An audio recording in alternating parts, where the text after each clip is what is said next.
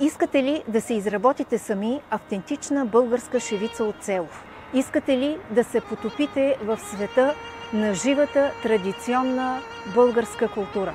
Аз съм Светлана Радева, майстор-везбар и доктор, а от средата на 2018 година издател и главен редактор на списание „Живей България“. Триезично, цветно списание за цялото семейство, подходящо за българи, подходящо за чужденци. Най-често съм Светлана с шевиците. От 4-5 годишна възраст съм с иглите в ръце и владея всички техники, характерни за везбата. На страниците на списание „Живей България“ ще откриете разкази за това как нашите прадеди са се лекували през вековете с ракия.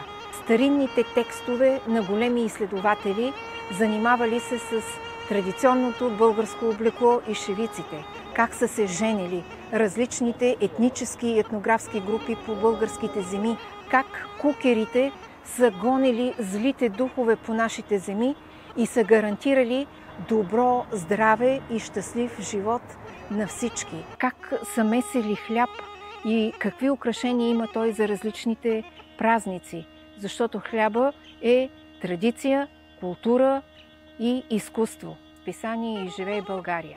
Списанието за шевици и традиционна култура. Триезично, цветно списание за цялото семейство, подходящо за българи, подходящо за чужденци.